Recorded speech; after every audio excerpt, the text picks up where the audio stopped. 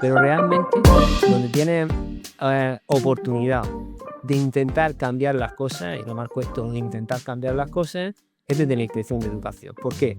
Porque tú tienes una visión muchísimo más amplia y tienes una capacidad de lo que tú digas, pequeñas cosas, poder modificarlas. El inspector de educación no interviene en la elaboración de la norma. Y eso es lo que da la independencia de criterio técnico. Claro, es verdad que el maestro pues, se habla de las vacaciones que tiene y pero en el día a día, las exigencias que maneja en muchos ámbitos, ¿no? Desde lo pedagógico hasta la gestión de grupo, media, eso es verdad que ejerce una presión. Yo lo comentaba mucho en tono de broma, pero en realidad poca broma con mi pareja. Yo no me imagino que en otras carreras haya varias asignaturas donde te abres con AOS y digan, oye, que como docente vas a tener presión o ansiedad, que es lo más lógico que te pase, así que vete preparando. Porque la profesión docente está de cara al público y la primera experiencia la tienes con tus alumnos. Si esto al final, permíteme la analogía, es como una obra de teatro en donde todos los días tienes que representar un papel, pero cuidado que no representa el mismo papel. Es una incertidumbre permanente porque en el ámbito educativo hay una producción legislativa constante. De hecho, nada más que hay que ver que hay unas instrucciones de inicio de curso cada año. Cada año. Cosa que en otros ámbitos de la función pública no existe. Fran, muchísimas gracias por empezarte a hacer la gestión. Para quien no me conozca, yo un podcast de educación y habíamos hablado con muchos profesionales del sector, fundamentalmente investigadores, profesores relacionados con la universidad, lo que actualmente me encuentro. Estoy realizando el grado, mi historia es un poquito distinta, no estoy en la edad que normalmente la gente hace el grado, y también porque tengo una mochila y tengo un bagaje, pues cuando acabé el grado propuse hacer el podcast, el proyecto del podcast, y estando allí en la facultad, pues hemos tenido sobre todo a investigadores de los diferentes departamentos y diré un poco a quien se interesen a través de un medio que normalmente ellos no tienen estas facilidades y al final, como yo digo, están en sus investigaciones, en sus trabajos y años acumulando conocimiento y evidencia, pero muchas veces no se transfiere al público. Entonces yo lo saco un poco y lo obligo a que nos cuenten a todos. Y hoy tenemos la oportunidad de hablar con el doctor, que también creo que, bueno, él es una excepción porque lo que va a decir es que es un ámbito, un profesional que suele estar un poquito más relegado, un poquito menos accesible, más aún que los profesores que comentaba, pero él tiene un perfil que es bastante cercano, bastante abierto, pone a conocimiento de mucha gente elementos que normalmente son más esquivos, que están en sitios, ¿no? Como típico que has puesto, por ejemplo, la gente que puede viajar incluso creo que era a Chile, lo último que ha dicho, no, a Colombia, ¿verdad? De Colombia. En fin, cositas que son desconocidas para muchos, que nos enteramos a veces cuando pasan los años, como por una anécdota que nos cuenta alguien. Pues bueno, es verdad que Fran se encarga de ir contándolo, así que te agradezco por esa labor y te quería traer un poquito aquí para conocerte un poquito más y para que cuente una audiencia un poquito más larga y más tranquila en este formato de podcast, eh, cómo ve la educación un inspector. Bueno, llegaremos a ello poquito a poco, pero primero te quería preguntar por tu origen. Vamos a llegar a la inspección, pero vamos primero a la educación. ¿Cómo ese Fran más jovencito, imagino, pues decide tirar por esa carrera de la educación? En primer lugar, educación física, ¿no? Creo que había tú. Sí, vengo de la educación física. Bueno, primero agradecerte la invitación. Cuando me contaste un poco el proyecto y dónde surge todo esto, pues la verdad que lo veo una iniciativa muy buena. Y bien, en poco tiempo hemos podido cuadrar agendas y bueno, pues aquí estamos y esperemos que no falle nada de la infraestructura tecnológica y que el ratito este o el rato que vamos a estar aquí podamos compartirlo. Agradecértelo a ti y en definitiva, pues si puede servir también a alguien hablar de algo que es lo que une tanto tu perfil como el mío, como las comunidades que podamos crear aquí a nivel virtual, que es la educación, con todo lo que implica la educación. ¿Por qué formo parte del sistema educativo? Pues seguramente no será muy distinto a cualquiera que nos esté escuchando o nos esté viendo, porque al final somos una especie rara dentro de la sociedad, porque nos pasamos gran parte de nuestra vida, por no decirlo toda, en el sistema educativo, con 3 añitos, como fue en mi caso, o bueno, en mi caso fue incluso con un poquito menos, porque cumplí el año un poco más tarde de iniciado el curso. Entré en el sistema educativo, como muchos de aquí, y en el sistema educativo me he quedado, excepto el curso escolar que me estuve preparando oposiciones, que de alguna manera también estaba vinculado con el sistema educativo. La verdad que como uno llega son cosas circunstanciales de la vida, es verdad. A mí siempre me ha gustado el tema de la enseñanza. Recuerdo de niño que incluso jugaba en casa a sentirme profesor. Yo he jugado con eso, he jugado con mis primas, he jugado con mis vecinas a simular lo que sería un aula, actuando tanto como alumno, como profesor. Creo que todos tenemos ahí, quienes nos dedicamos a esto, hay alguien de referencia. Y bueno, la verdad, sinceramente, cuando estaba en ese momento, digamos, de indecisión, yo vengo del antiguo Bachillerato Unificado Polivalente, que mucha gente no sabrá ni lo que es, era el antiguo BUP, y que hacíamos un COU, que era un curso de orientación universitaria, que era el que te llevaba a hacer la universidad. Pues sinceramente no fue hasta el momento de tener que echar la prescripción cuando tomé la última decisión, porque habían cosas que me gustaba muchísimo la geología, orientándome después para dar clase en un instituto, me atraía muchísimo la fisioterapia, pero al final lo que me gustaba era el magisterio. Y recuerdo esta una anécdota que siempre comparto, cuando tenía que ir a cumplimentar la solicitud, yo pensaba que había que poner magisterio, lo que no sabía que entonces habían especialidades. Y en ese momento no sabía qué especialidad coger, y fue gracias a través de una conocida de mi madre que dice, no, mira, es mejor que coja una especialidad. Ahora mismo algunas que están pegando fuertes son la educación física, porque es verdad que en aquel momento pues no había tanta oferta como hoy en día existe. Y así entré en magisterio. Entré en magisterio, la verdad que la carrera me encantó, me apasionó desde un primer momento. Terminé e inmediatamente me enganché con lo que sería la licenciatura, ahora la licenciatura de Ciencias de la Actividad Física y el Deporte, venía de la antigua educación física, y ahí es verdad que quería abrir muchísimo más el campo, que luego me ha servido muchísimo, y no me especialicé en el ámbito de la enseñanza, sino me especialicé en el ámbito del alto rendimiento deportivo. Entonces hacíamos una maestría, yo la maestría la hice en fútbol, y no en mano, pues soy preparador físico de fútbol, como si quería tener licencia FIFA para estar en este ámbito. Y ese alto rendimiento deportivo, las enseñanzas que ahí obtuve, después han influido mucho en mi trayectoria profesional. Terminé la segunda carrera, y el siguiente año las oposiciones que había eran oposiciones de secundaria, me presenté, saqué la plaza, y en ese momento pues empecé mi andadura en el ámbito educativo, con muchísima, la verdad, muchísima ventaja de entonces, porque el primer destino que yo obtuve estaba a 4 kilómetros de casa. Al primer año me dieron destino definitivo, que estaba a unos 50 kilómetros, pero entonces me dieron, yo soy enfermo, tengo una enfermedad, diabetes mellitus insulinodependiente, no tengo la capacidad reconocida, siempre he ido por turno libre, pero en aquel momento había comisiones de servicio y había plazas para todo, y bueno, me dieron plaza durante 2 años a 200 metros de mi casa. En esos 2 años, pues hice un montón de cosas para ir acumulando puntos, y ya cuando pude concursar en el nuevo concurso de traslados, pues entonces me dieron a 3 kilómetros de mi casa. Con lo cual, el ratio de movimiento siempre ha sido muy próximo, pero también insisto porque a mí me pillaron los años buenos en los cuales todavía no había tanta presión como hoy en día hay en esta especialidad y en otras. Y ahora es verdad que estamos volviendo donde hay especialidades que increíblemente sí que es necesario docente. Y nada, empecé en el sistema educativo ocupando distintas responsabilidades que compaginaba con otras responsabilidades en el ámbito de la Administración Educativa Regional de la región de Murcia. Pues entre ellas he sido miembro del Consejo Escolar de la región de Murcia, miembro del Consejo Social de la Universidad de Murcia, y luego ya en una última etapa pues estaba de profesor y estaba de consejero del Consejo Económico y Social de la región de Murcia, que es un órgano consultivo del gobierno regional. Para que la gente lo entienda, cualquier normativa que afecta el Consejo Escolar, el Consejo Económico y Social emite su dictamen, y eso me da un conocimiento también profundo de la administración, de la normativa, el haber formado parte también de un equipo directivo en lo que era mi instituto. Y nada, aparece en la convocatoria de oposiciones de inspección, me comentan, oye, pues, ¿por qué no te presentas a esto? Digo, si yo no llevo puntos como inspector. En ese momento en Murcia había muchísimos inspectores accidentales con muchísima experiencia, años de experiencia. Pues nada, pues me presenté y también saqué la plaza, y hasta el día de hoy. Bueno, pues has tenido, o sea, un recorrido donde has pasado por todos lados, es verdad que bastante rápido, entre comillas, ¿no? Pero bueno, al final, yo soy de los que piensan, porque ahora se nos vuelta la posibilidad de tirar por la tesis y tratar de hacer carrera en la universidad, en lugar de ser maestro de primaria.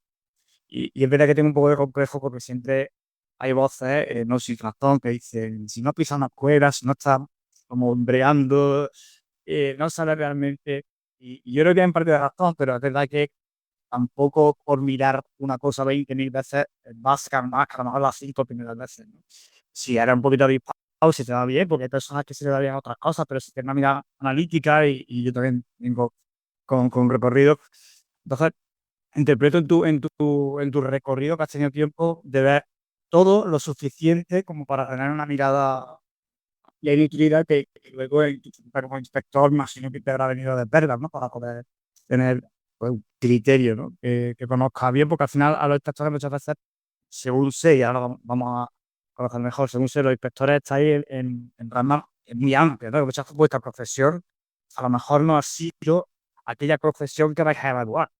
Y eso hay quien dice, estas personas, ¿no? Que son más de, si no lo has vivido, no lo sabes, tal, que dicen que, bueno, a lo mejor eso puede ser una deficiencia.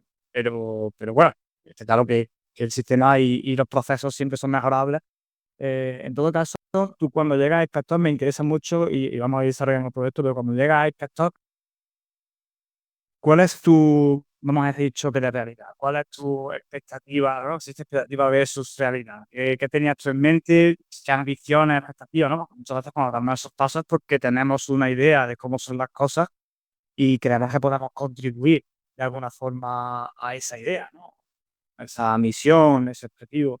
Pero después de hacer las cosas, pues siempre, como dice, le leí yo a Javier Gomán, un filósofo, decía, la vida es sobre todo experiencia negativa. O sea, que es la realidad negándose a ser como tú quieres que sea, las cosas negándose negando a salir como tú quieres que salgan. Entonces, ¿cómo te enfrentas tú a esos primeros años de que amoldarte la profesión de inspector? Bueno, a ver, todo forma parte de un proceso, ¿vale? Es decir, yo cuando estoy volcado en la enseñanza, paso de ocupar cargos a nivel de coordinación didáctica y luego paso a ocupar cargos en jefatura de estudios de un instituto grande, porque tenía jornada mañana, tarde y parte de noche, grande, ¿no? Bueno, pues todo eso al final te lleva a ir conociendo la administración desde dentro y querer desarrollar una carrera profesional. Es decir, ahora que, por ejemplo, se habla mucho de la carrera profesional docente y tal, al final haces carrera dentro de la profesión docente, porque podía haber aspirado a ser catedrático de secundaria, pero bueno, las circunstancias me llevaron al último escalón que existe dentro de esta carrera profesional, pues como puedan ser en las Fuerzas Armadas, como pueda ser en el ámbito de la sanidad o cualquier otro ámbito de la función pública o incluso en el ámbito de la universidad, que empieza como profesor ayudante, profesor asociado y luego puede llegar a ser catedrático de universidad. En todo ese proceso, sobre todo cuando te preparas una oposición de las características que es la inspección de educación, vas con un bagaje que sabes perfectamente cuál va a ser tu trabajo y sabes perfectamente cuáles van a ser los límites y la capacidad que vas a tener. Una de las cosas que a mí me motiva, de inicio, me motiva, es que al final, cuando llevas unos años dando clase, tu rango de influencia se reduce bastante. Es decir, es importante porque es en tu comunidad educativa, en tu centro y en los chicos, en las chicas, en mi caso estaba en secundaria, que tienes ahí, pero puede ser tu colegio o cualquier cosa. Puedes compartir eso con experiencias con otros centros. Hoy en día está todo esto de las redes sociales, pueden mostrarte y pueden motivar a otros, pero realmente donde tienes oportunidad de intentar cambiar las cosas, y remarco esto de intentar cambiar las cosas, es desde la inspección de educación. ¿Por qué? Porque tú tienes una visión muchísimo más amplia y tienes una capacidad de lo que tú digas, pequeñas cosas, poder modificarlas. Aunque bueno, la inspección tiene un funcionamiento muy claro, muy transparente, unas funciones muy, muy definidas, ¿no? Pero dentro de eso sí que puedes ejercer cierta influencia. Y eso es lo que principalmente me motiva. De hecho, yo la primera cuenta que me abrí en una red social, pues creo que como todo el mundo, ¿no? Fue Facebook. Y recuerdo que ahí siempre pongo lo mismo, que no vale solamente para cambiar, no vale solamente con criticar, sino que para cambiar el mundo hace falta implicarse, ¿no? Y eso es lo que yo creo. Entonces, desde la inspección de educación, esa capacidad sí que la tienes. Por lo menos hay una capacidad directa que la gente te escucha. Luego puedas hacer caso o no, cuando el inspector, la inspectora de educación habla, se escucha. Y entonces esa es, digamos, la principal motivación. Evidentemente, a nadie se le niega que un trabajo también dentro de una carrera profesional, y eso también hay que ponerlo, que tiene unas condiciones laborales distintas respecto a lo que pueda ser el ámbito de la docencia directa, y que eso también lleva, y todo hay que ponerlo sobre la mesa, unas condiciones retributivas que son también muy diferentes a las de un maestro, a las de un profesor de secundaria. Claro. Sí, pero entiendo que al final es la forma que tiene, pues, de una visión amplia y de poder también comprender todas las fuerzas que están operando, ¿no? Porque es fácil, como tú decías, ser crítico porque al final tú estás viendo tu limitación y piensas que sería tan fácil hacerlo si tal, tal, tal, pero claro, es como se suele decir, ¿no? El elefante, ¿no? La típica, la teoría perspectivista, ¿no? Al final, si no tienes otros puntos de vista, no puedes comprender todo lo que está funcionando.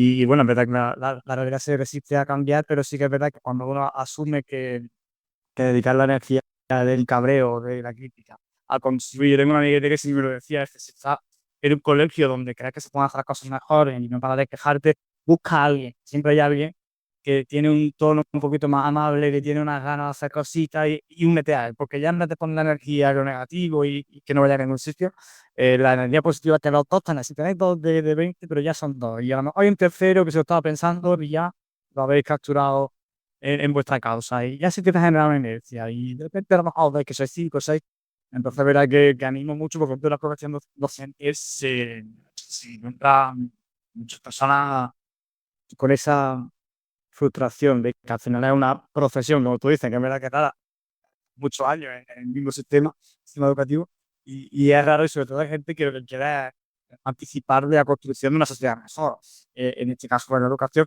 y cuando ve que eso no es del todo posible, por todas las resistencias que tienen maestros, que son cosas de a pie, es fácil que cunda la frustración, pero yo soy de todo en mi podcast, de hecho al principio hacer de forma muy explícita, animando a los invitados a que acabasen, ¿no? Con mi activista, que tengo el libro ahí de la hora de educar, de Sabater, Sabater, que hablaba de que el optimismo es una obligación del docente, una obligación casi contractual, porque tú no puedes, tú no puedes ser pesimista en una profesión que intenta llevar a un sujeto hacia lo mejor de sí mismo. Es una cosa obligatoria. Entonces, esa negatividad que nos rodea en esta profesión, tenemos nosotros que hacer un esfuerzo para adaptarla a un ladito y buscar algo que nos dé ánimo y energía para tener otra actitud. Pero bueno, entiendo que entonces con el tiempo, como espectador, como tú dices, al final, y es verdad que la gente, no dice porque mi maestra y pareja maestra y siempre dice, la gente escucha inspector y como que es como que viene el lobo, ¿no? O el butcher, ¿no? Y tú lo mencionabas, ¿no? Que es verdad que se tiene esta figura como así la única casi en un colegio. Así, el director tiene esa autoridad y tú entonces consideras que eso ha sido lo que te ha movilizado, ¿no? El estar desde ahí y qué ideas son las que tenías antes de ser inspector, qué ideas son las que tenías que te movilizaban a, a tomar ese rol. Bueno, a ver, bueno, lo primero que si me permite, lo que has comentado, es verdad que esto me lo comentaba un amigo que no tiene nada que ver con la docencia, él es asesor fiscal.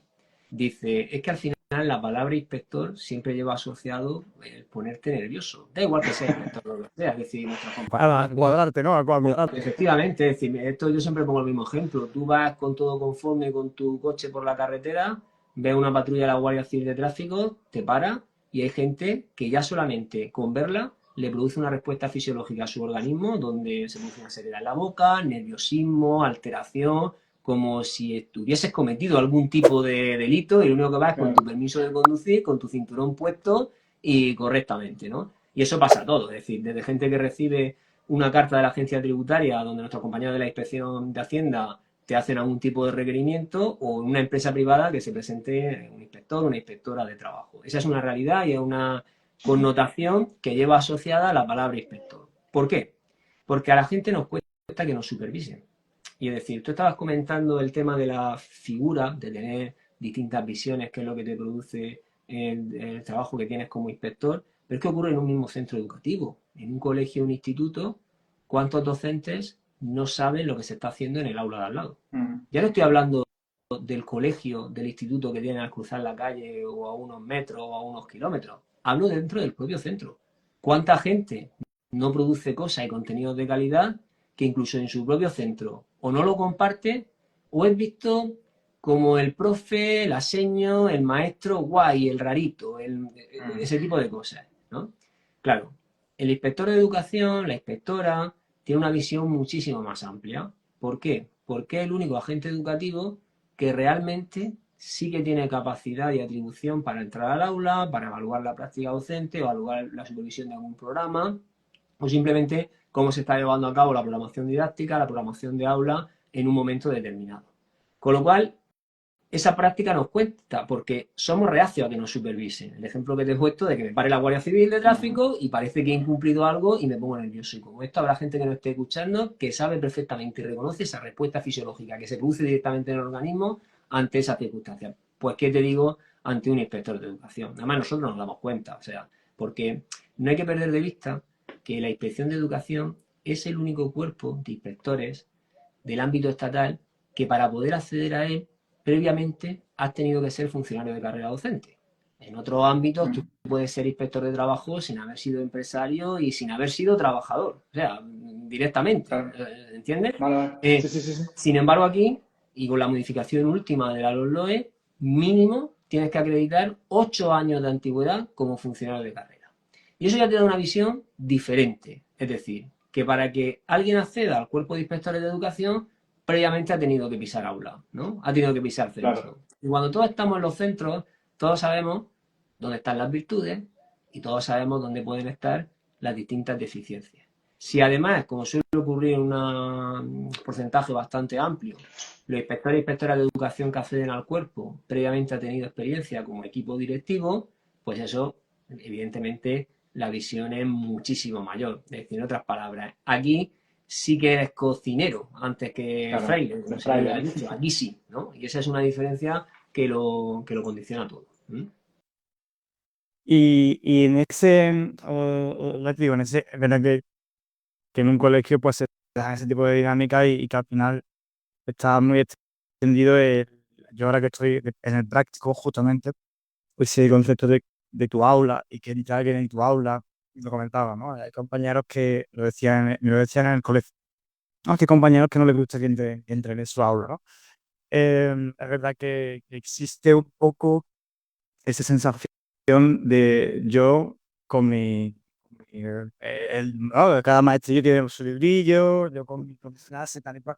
Y no, el otro día le leía a una profesora, no recuerdo el nombre, madrileña, Universidad de Madrid, Autónoma de Madrid, que decía que al final el docente puede ser, hay muchos sinónimos, ¿no? El docente es un liberador, el docente es hay muchos sinónimos especiales, sobre todo el docente es un garante de un derecho, ¿no? El docente es un garante de un derecho que es el de la educación, y entonces eso, como otra forma de explicarlo, coloca al docente en una escala, esa no, en una cadena de transmisión en la que él forma parte de un proceso y que tiene que al final, pues lo que tú decías, someterse a una evaluación y tener una visión, como decíamos, general. Es decir, no entenderse tanto como lobo solitario, yo con mi aula, sino, pues eso, las leyes muchas veces también parece como que los docentes las interpretan como que me están haciendo la fangadilla, ¿no? Es que están cambiando entiendo que puede ser molesto porque, oye, entre que va a favor y va en contra, entiendo que va más en contra que a favor, pero no es como una cosa ajena, ¿no? Como yo estoy con mi clase y de repente pasan cosas fuera, ¿no? Que me están perjudicando. Y esa visión, la verdad que creo que no debería de existir, porque al final el docente no deja de ser, pues, un empleado de una plantilla muy grande, de un sistema que es el sistema educativo, que está muy regulado. Y ahí es donde una pregunta que te quería comentar, que estamos regulados, vosotros sobre todo sois la figura de la legislación, ¿no? Sois como la legislación en persona, la que se hace valer como legislación. ¿Qué margen tenéis? Estando todo en la normativa, o vosotros siendo al final, pues, una especie de, no así, ¿no? Pero un juez, ¿no? En el sentido de que lo que tenéis que hacer es ir a la normativa y aplicarla. ¿Qué margen tiene en el sector? ¿Cómo se aplica? ¿Y cuál es vuestro, que sean dos preguntas que se puedan responder por separado, pero cuál es vuestro día a día, ¿no? Bueno, me alegra muchísimo esta cuestión porque si una de las cosas por las cuales yo tengo un perfil abierto en esta red social es para que se vea una de las funciones que realizamos los inspectores de educación a diario, y que tiene mayor importancia, más relevancia en nuestro día a día que la que habitualmente se ve exclusivamente con el control de la norma. Las funciones del inspector de educación vienen muy definidas en la Ley Orgánica de Educación, con una modificación parcial que hay de la LOE, y además no deja posibilidad a que haya nuevas funciones, son las que hay, y se traduce en 3 funciones esenciales. La primera es la supervisión de lo que ocurre en el proceso educativo. La otra es el control, que lleva esa parte legislativa, y la otra es el asesoramiento. Y casualmente el asesoramiento es la que menos visibilidad suele tener, claro, donde se suele visualizar directamente que es el componente legislativo. Y esto conviene muy bien explicarlo, y tu podcast me da la opción de ello, porque muchas veces se piensa uno que es el inspector de educación el que elabora las normas. Para nada. La administración en nuestro país, que es un Estado de Derecho, como todos muy bien sabemos, tenemos una división de poderes, tenemos un poder legislativo y tenemos un poder ejecutivo y un poder judicial. El poder legislativo y ejecutivo es el que establece la normativa. A nivel educativo, pues tenemos las Cortes Generales y tenemos luego los parlamentos autonómicos, que son los que regulan pues una ley de educación autonómica si existe, un decreto de currículo y luego lo que lleva a cabo el gobierno de turno a través principalmente de las órdenes que emiten las distintas administraciones educativas. Cualquier normativa que sale del Poder Ejecutivo previamente es elaborada y cuenta con un informe favorable o desfavorable de otra figura muy importante para que el sistema funcione y que son también empleados públicos, que son los letrados de las comunidades autónomas, lo que supone el servicio jurídico. El servicio jurídico de una administración educativa no es un puesto que el político que ocupa una responsabilidad pone a dedo y dice, hazme este informe así. No. Son empleados letrados, es decir, licenciados en Derecho, graduados en Derecho, que han conseguido su plaza, con los cuales forman parte de un servicio jurídico y emiten sus informes correspondientes para que el Poder Legislativo, cuando tome la decisión, lo haga con todas las garantías legales. Eso no quita que luego alguien pueda recurrir al Poder Judicial y un juzgado revoque una norma. Pero es importante matizar esto porque el inspector de educación no interviene en la elaboración de la norma. Y eso es lo que da la independencia de criterio técnico, porque el inspector de educación no es un cargo de libre designación donde te nombre la administración, accede por oposición o en su caso por una lista extraordinaria que pudiera existir, y entonces se encarga de velar por el cumplimiento de esa, una parte, la de velar por el cumplimiento de la normativa que el Poder Legislativo en su caso o el Poder Ejecutivo en su caso ha establecido, ¿vale? Cuando hablamos del Poder Legislativo ya no son los servicios jurídicos de la Administración Pública, sino suelen ser los servicios jurídicos de las propias cámaras las que emiten un dictamen. Pero sí que es verdad ahí que los diputados autonómicos, las Cortes Generales, los nacionales, sí que tienen ellos capacidad legislativa y luego es muy habitual pues, que aparezcan luego recursos de constitucionalidad que lo tumba el Tribunal Constitucional. No hace nada, esta semana mismo ha salido en el BOE cómo ha tumbado el propio Tribunal Constitucional el tema de la homologación de las titulaciones de enseñanza en el País Vasco. Por un ejemplo, una transferencia que hubo. Entonces, el inspector de educación lo único que hace es aplicar la norma en el sentido en el que esté, ¿no? Y claro, en esa aplicación de la norma, pues tenemos cuestiones que son muy cerradas, es decir, donde te dice, oiga usted, es que para que un alumno adquiera un programa de investigación curricular tiene que cumplir estos 3 requisitos. Pues son esos 3 requisitos con este procedimiento. Y hay otros márgenes que la norma deja una amplitud importante.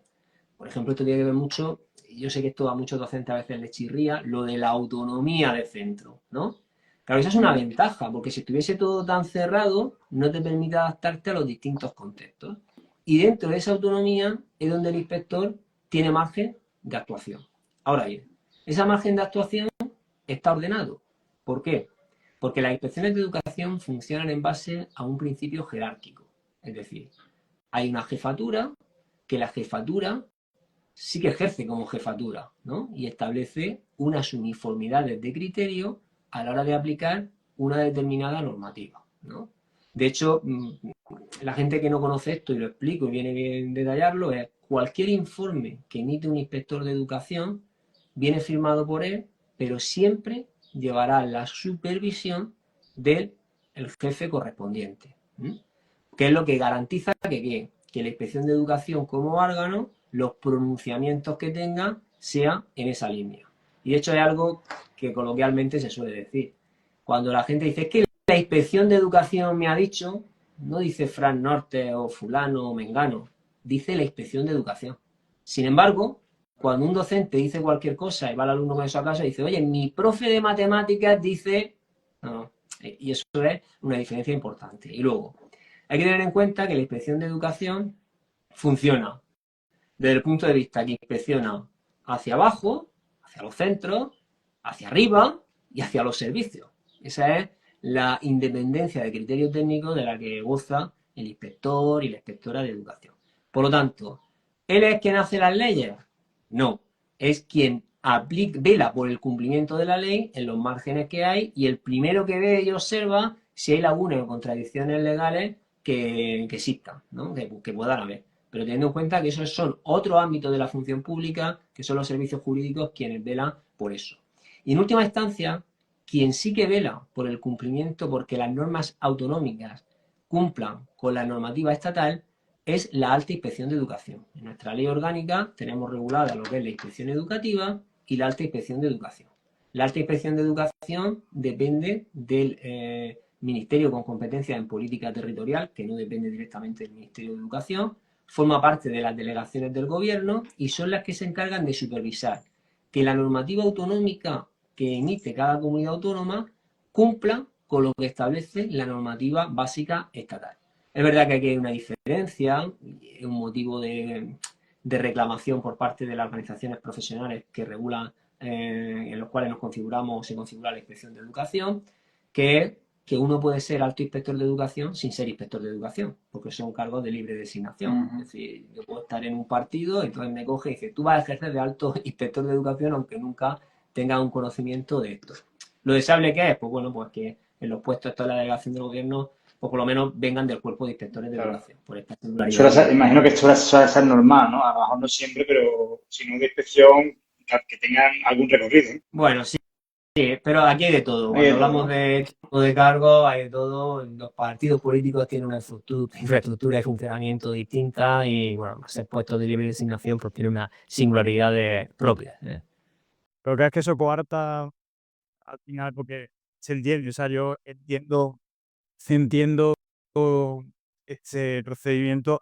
Creo que en la política de los últimos años, primero nos interesamos mucho tras el 15M y luego ha sufrido una devaluación en el sentido de que todos la tenemos como más problema que el elemento que facilite la convivencia en la vida de sociedad. Sin embargo, yo soy de los que pienso que la política eh, nos ha liberado de la guerra. O sea, que antes de la política muchas veces no entendemos que lo que hay y que me dice por lo que no hay, o es alternativa, ¿no?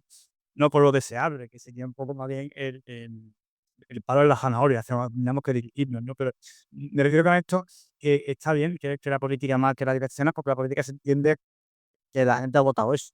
Entonces, la dirección que han de tomar las leyes es la dirección que la gente ha establecido, porque en última instancia la fuente de soberanía de una ley es que procede del pueblo que la ha votado. Entonces, que un partido tenga un programa político y que para aplicarlo elija por su ley de designación, que no me parece mal, personas que sean de confianza a su proyecto. Pero es verdad que siempre está inevitablemente la desconfianza, el temor de que eso pues, al final se traduzca en el día a día o una ejecución de ese cargo poco profesional, ¿no? Que tenga más que ver efectivamente con los intereses del partido, se saca muy partidista y tanto en que funcione esa institución, en este caso la educación, los cargos de libre designación están en muchos otros espacios, pero en este caso la institución es así, vale, ok, que me pongas a alguien que sea de tu partido, porque al final es quien está gobernando, pero al menos que cuente con los criterios profesionales que siempre estén a la altura de lo político, ¿no? ¿Ocurre eso o tiene una fuente de conflicto para verlo? Primero, por aclarar. Esto es, como te hablo, como está configurada la inspección. La realidad es que rara vez, además yo no recuerdo así en algo inmediato, que las altas inspecciones de educación promuevan recursos que tumben normativas autonómicas. ¿Por qué? Porque con carácter general, los servicios jurídicos de las administraciones públicas, en concreto de la administración educativa, como he explicado antes, hacen un trabajo muy riguroso. Y es decir, cuando el responsable, que tiene capacidad directiva en una administración educativa, decide, oye, pues queremos sacar este plan, hay que regularlo en una norma, el servicio jurídico cuando elabora la norma y hace su informe, busca que cumpla con el marco normativo estatal, si lo hay, que existe. Por eso en educación no recordamos nada así en la historia reciente que digamos, ha tumbado esto el ministerio, porque el trabajo se hace adecuadamente. Otra cosa es lo que se exija desde el punto de vista político de la evaluación. Yo, de hecho, en las últimas elecciones generales compartí un post por aquí por Instagram donde me analicé los programas de gobierno de los principales partidos políticos con representación en todas las circunscripciones. Concretamente lo hice Vox, Partido Popular, PSOE, Podemos y Sumar. La educación ocupaba muy poco espacio en un programa electoral. Pero el tema no es que ocupe mayor o menor espacio, sino luego qué se hace con la evaluación y el cumplimiento de ese programa electoral. ¿Por qué? Porque un docente, cualquier docente que está aquí escuchándonos, sabe que a ellos sí que se le van a exigir unas cuentas, un rendimiento de cuentas. Saben que cuando termina el curso tienen que hacer una memoria final, que van a tener que responder con eso y además, en función de los resultados que obtengan los alumnos, van a tener que hacer un plan de mejora.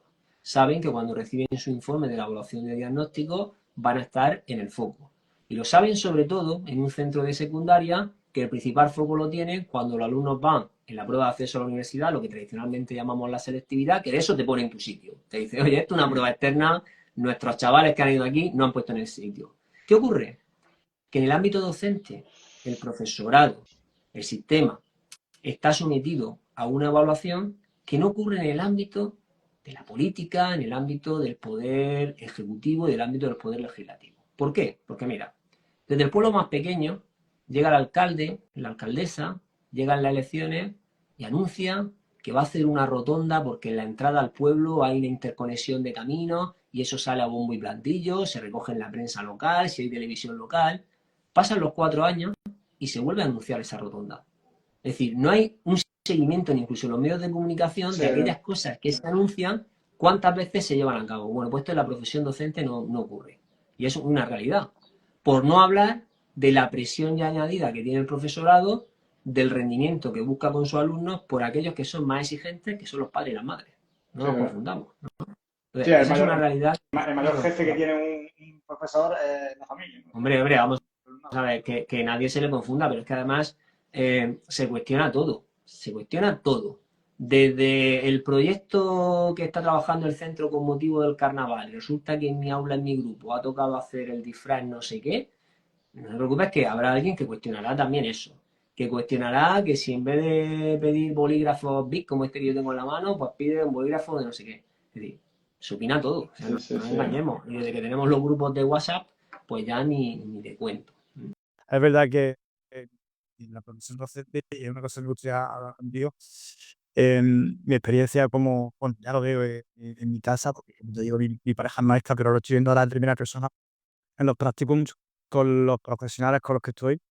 Es una super profesión. O sea, yo la experiencia que tengo, yo he sido autónomo anteriormente, en mi época en la que trabajaba comunicación digital, pues trabajaba con empresas.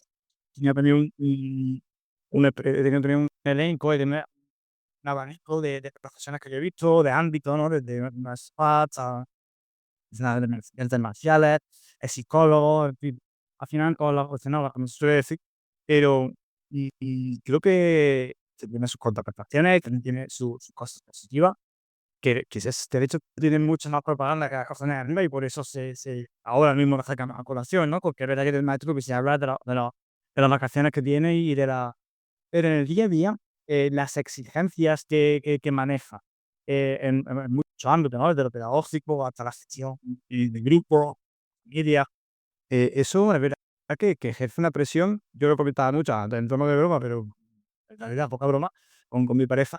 Yo no me imagino que en otras carreras haya varias asignaturas donde te abres por hours y digan, oye, que como docente vas a tener presión o ansiedad, que es lo más lógico que te pase, así que vete preparando para, no sé si la arquitectura, se después, como te digo, en todas las coordenadas, ¿no? Pero que es para pararse a pensar en lo que tú dices, ¿no? Que es la legislación, el inspector, la familia. O sea, hay mucha gente que le pasa factura a un maestro.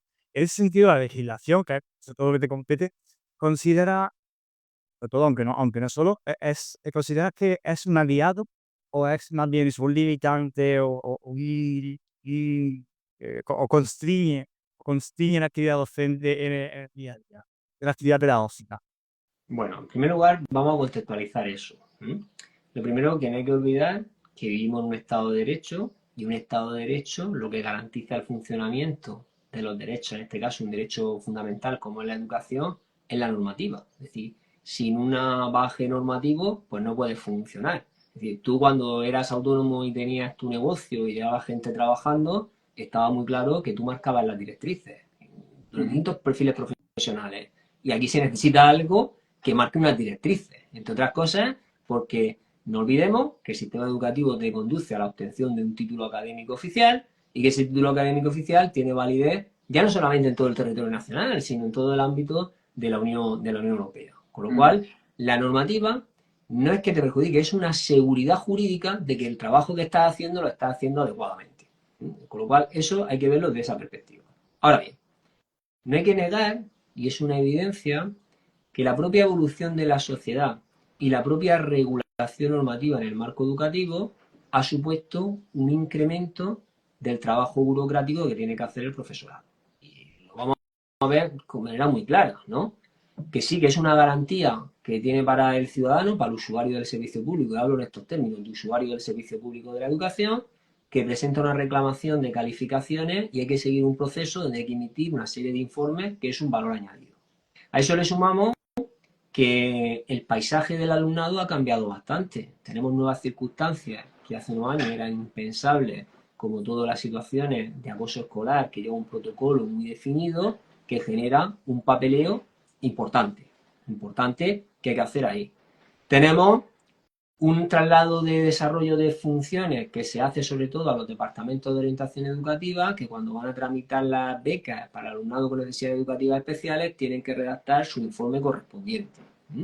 Y luego tenemos una realidad que los cambios legislativos sobre todo han afectado principalmente al currículo. Y nos encontramos con que cada poco tiempo cambia el currículo, donde hay una exigencia. Nosotros mismos lo exigimos como inspectores, que somos quienes supervisamos, entre otras cosas, las programaciones didácticas, que adecúe la programación a los nuevos elementos curriculares, sin embargo, no se te da la formación adecuada para ello. Y aquí siempre pongo un ejemplo, ¿no? Y bueno, gente que ha ido a mis formaciones sobre situaciones de aprendizaje y estas cosas, mucha gente se piensa que a mí me paga Renault, pero Renault no me paga nada, ¿no? Es verdad que una marca que me gusta muchísimo, pero pongo el ejemplo de lo que ocurrió con el modelo Arcana antes de que saliera el modelo Rafale. Renault hizo una inversión muy clara y muy directa en la formación de sus trabajadores, tanto los que estaban en la parte mecánica como los que estaban en la parte de venta, antes de sacar el coche al producto. Es normal, si te vas a cualquier otra casa del ámbito automovilístico, primero te tienes que formarte en los cambios, más con lo que está cambiando la tecnología en los coches, que si híbridos, que si eléctricos, este tipo de historias. ¿Qué pasa en la educación? Que nos cambian el motor del coche, nos cambian el currículo, pero la formación no te la dan. Se da ya por hecho que tú ya la vas a tener. Y yo aquí siempre pongo también otro ejemplo. Un docente que en un momento dado de su vida decide emplear su vida al servicio público en un cargo institucional, se libera de su trabajo como docente, mañana lo cesa o se vuelve y vuelve directamente al aula. Con un médico no ocurre así. Un médico se va a desempeñar ese cargo y antes de pisar la consulta pasa por un curso de reciclaje. Por lo cual, todo esto, claro que influye. Con lo cual, la normativa, claro que es nuestro aliado, porque nos da seguridad jurídica. Lo que ocurre es que tal y como tenemos montado todo esto, más bien muchas veces parece un lastre. Y en cuanto a lo que decías de la exigencia que tenemos, no hay que olvidar que la profesión docente está de cara al público. Y la primera exigencia la tienes con tus alumnos. Si esto al final es, permíteme la analogía, es como una obra de teatro en donde todos los días tienes que representar un papel, pero cuidado que no represente el mismo papel. Yo a veces cuento la anécdota de lo que me pasaba, claro, yo iba en chándal, ¿no? O sea, yo iba a dar clase en chándal.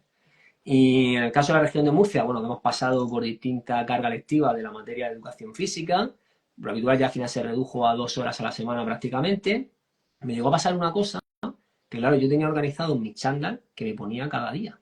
Y recuerdo que al llevar 3 semanas llega un grupo de alumnos que me dice, maestro, ¿qué es? El chándal ya se queda solo de pie.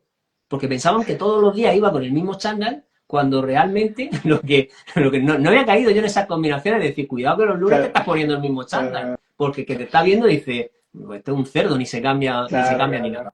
O sea, Sí, si ese sí. nivel de exigencia ya lo tenemos con nuestros alumnos, ¿cómo no se amplifica eso también con los padres, con las madres de nuestros alumnos? Claro. Y yo entiendo la presión que tiene el profesorado y sobre todo pasa mucho en los colegios, donde los niños son acompañados por las mamás, por los papás, y es que tienes que llevar hasta cuidado si me cuidas, ya no solamente con la ropa que lleves, sino con quién te paras a hablar cuando sales o vas a entrar al colegio. Que como te vean que estés hablando siempre con el mismo padre, la misma madre, no descuides que probablemente te critiquen.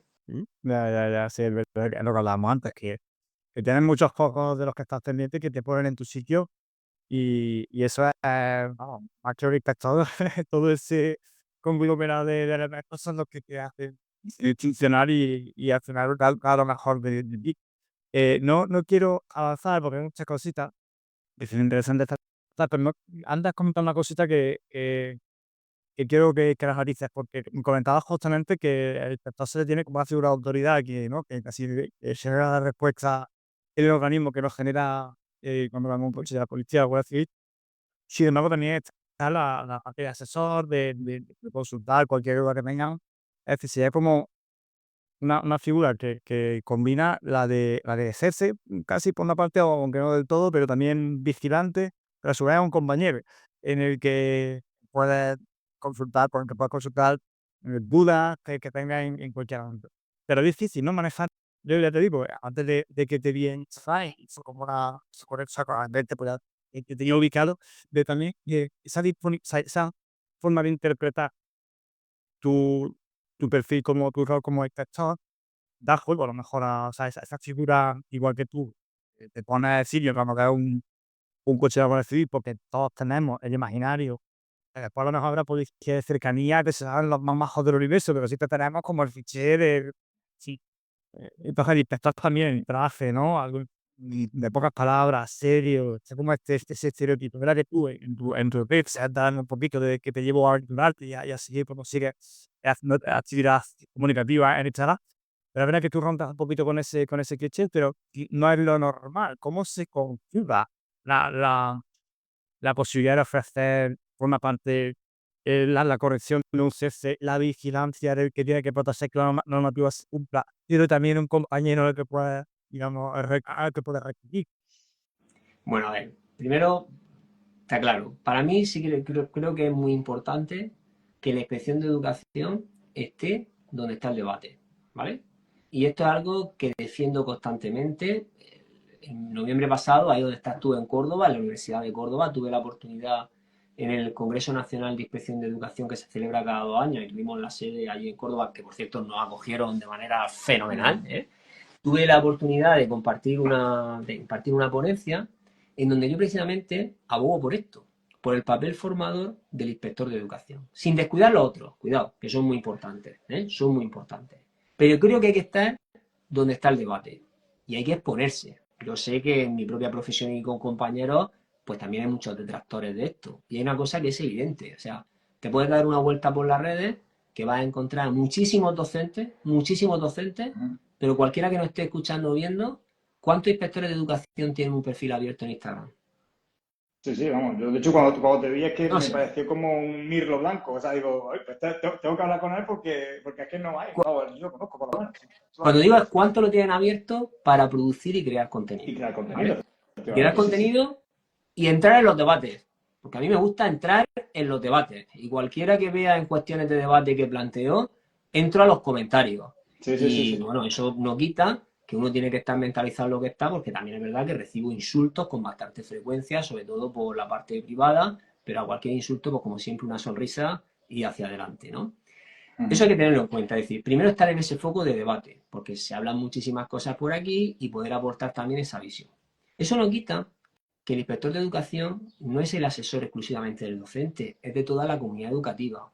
Y al final está, como yo siempre le digo a los inspectores, bueno, yo es que actualmente ahora soy inspector jefe adjunto de la comunidad autónoma de la región de Murcia, ¿vale? Dejé de estar directamente en el aula, me encargo de toda la coordinación interna nuestra de todos los inspectores. Yo siempre le digo que la inspección de educación se mueve en dos parámetros de actuación que son fundamentales y hay que tener en cuenta en este trabajo. Por un lado, la incertidumbre, porque no sabes lo que te vas a encontrar. Y luego, es una incertidumbre permanente porque en el ámbito educativo hay una producción legislativa constante. De hecho, nada más que hay que ver que hay unas instrucciones de inicio de curso cada año. Cada año. Cosas que en otros ámbitos de la función pública no existe. Y por otro lado, la incertidumbre es con el conflicto. Tú aquí estás mediando y resolviendo conflictos entre quienes tienen un derecho a ejercer su autoridad docente y quienes tienen su derecho a recibirlo. Y eso es lo que hace, trabajar en la incertidumbre y trabajar en la resolución de conflictos. Claro, esta ventana que nos da las redes sociales, que nos da esta red social, nos da oportunidad de poder adelantarnos a ciertas cosas, ¿no? De poder, pues, generar debate, de poder ofrecer visiones distintas que a lo mejor uno no ha caído y la planteas ahí dentro de la dificultad. Para mí supone una dificultad en un formato reel, en algo tan pequeño, no poder profundizar, no poder llegar tal, pero por lo menos creo que queda clara la visión. Y sobre todo la dificultad de meterme en charcos como me meto, pero no contraviniendo nada, porque al final aquí cada comunidad autónoma tiene una regulación específica y yo, como ves, lo procuro hacer a nivel estatal. Bueno, el otro día compartí algo más específico de la región de Murcia, entonces yo creo que eso es importante, es decir, que estemos ahí y que podamos abrir estas ventanas, porque o si no, ¿qué ocurre? De todos los que formamos parte del sistema educativo, salen padres que a veces critican el sistema educativo o lo alaban, como mejor lo menos, hay mucho profesorado, mucho docente, pero una figura como el inspector o la inspectora de educación produciendo contenido, creo que somos pocos, ¿eh? No lo sé porque yo no conozco todo lo que hay en esta cuestión. Y la Sí, pregunta claro. es, ¿resta esa autoridad al inspector de educación que aparezca aquí? Bueno, habrá gente que dirá que sí que te resta autoridad, hay otra gente en la cual yo mi convencimiento es que al contrario, te la da. Que eso no quita que evidentemente, claro que tomas decisiones, claro que atiendes cuestiones feas que tienes que atender y claro que tienes responsabilidad disciplinaria para otros, pero eso no lo cuentas aquí, evidentemente, Claro. ¿no? Pero tú estás haciendo tu trabajo, que no es otra cosa que aplicar la norma en esos aspectos concretos. Vamos, me parece estupendo que lo hayas hecho, porque creo que es uno de los elementos de valor pedagógico que tú como perfil en Instagram aportas es ese, ¿no? De una figura como el especie, como tú dices, muchos docentes, el estar metiéndose en lo que nos ocupa, porque la educación es sociedad, o sea, la educación es un elemento estanco y protegido, muy fácil. La escuela, no es- Siempre digo que la escuela es un ensayo para la vida y Claro. no tenemos que perder de vista eso, no tenemos que perder de vista que el niño o la niña cuando entra por primera vez al sistema educativo aprende tres cosas básicas y todas orientadas a una única cosa, ¿no?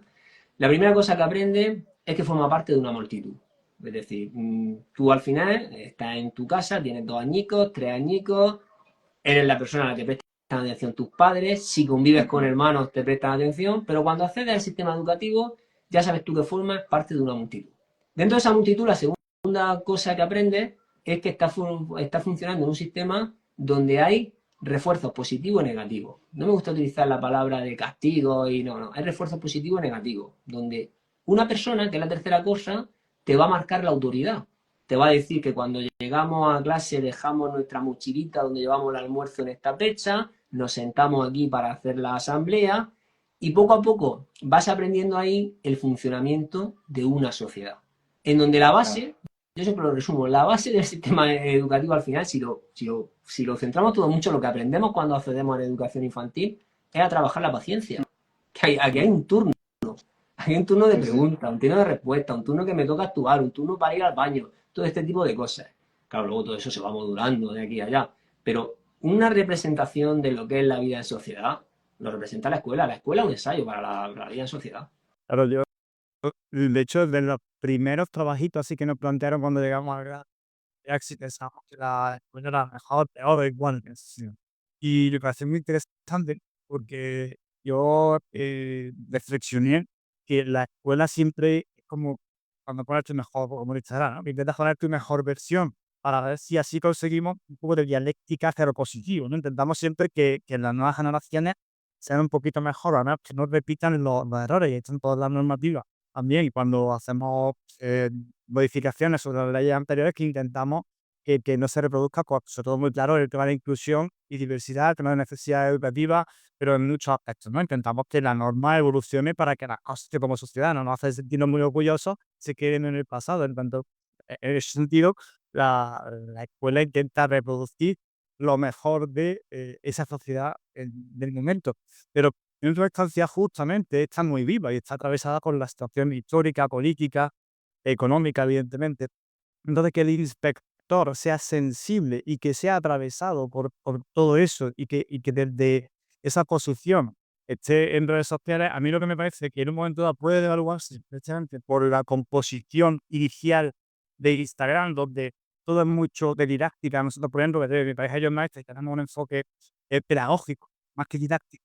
También decimos siempre, es que didáctica hay muchos recursos, muchas páginas web de recursos didácticos en el que tú te puedes bajar cómo trabajar esto, materiales para hacer no sé qué. La didáctica, por fortuna, hay mucha gente trabajando en eso. Pero que subamos entender y subir el nivel como ir un poco ¿no? a mejorar entonces esa pedagogía. Sí. Tiene que ver también con atender muchos otros factores. Y eso se enriquece cuando desde la intención, pues, se entra a ese debate. Ya no es un debate sobre... Pero fíjate, escúchate, respecto a lo que he dicho antes, me están metiendo a mí en el saco desde la inspección, no hablas del inspector. Cuando hablas de cualquier docente, ¿ves? Otra vez seguimos con los clichés, ¿no? De decir la inspección y el cuidado y lo comedido que debemos de ser nosotros a la hora de hablar. Hombre, evidentemente, a ver, yo en esta red no solamente hablo de ámbito educativo, evidentemente aquí lo que nos une en el ámbito educativo, pero hablo de otras cosas. Sobre todo cuando llega el verano, bueno, la gente que me sigue de tiempo de aquí sabe que yo, aunque no vivo allí, yo me siento parte del municipio de Los Alcázares, en Murcia. O sea, me siento parte. Yo no estoy censado allí, pero llevo mucho tiempo veraneando allí. Me encanta el municipio de Los Alcázares, me encanta su gente y es un sitio que yo invito a visitarlo a quien no lo conozca. No obstante, mucha gente no sabe que incluso Verano Azul se planteó Televisión Española grabarlo allí. Pero no lo grabaron allí porque en aquel momento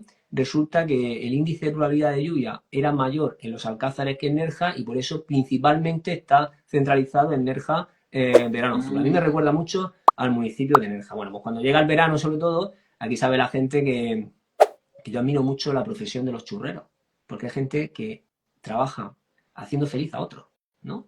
Y le doy publicidad aquí a los churreros y sobre todo del municipio de los, como digo, de los Alcázares, ¿no? Entonces, sí quiero dejar claro que no solamente esto es un aspecto, no, esto no es la inspección de educación, esto es Fran, no. No, claro, yo me Hay refiero a inspector la de inspección educación porque que además tengo un negocio que prepara opositores claro. y que también formo parte a veces de mi vida. A mí los Alcázares, el Real Murcia y tal, pues también formo parte de todo. Evidentemente, yo me quería referir más como que un inspector, como que debería a lo mejor guardarse de entrar cuando digo de descripción, digo desde ese lugar, ¿no? Que tú vienes desde ese lugar a entrar a los debates, a entrar en la controversia y que yo saludo eso, que desde la inspección, o sea, desde una persona que viene de la inspección o mandando que incluso sean más, porque hace falta que el debate pedagógico, si somos centrados en una visión, como hablábamos al principio de la conversación, que es la del docente, la del maestro, que tiene su parcelita de visión y que sobre eso muchas veces nos respondamos como en un charco y hay que ver,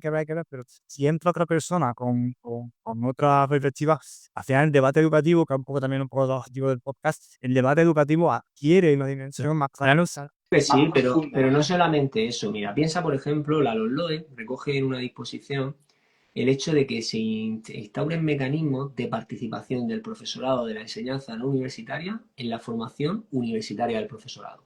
Yo no lo sé porque no lo he estudiado.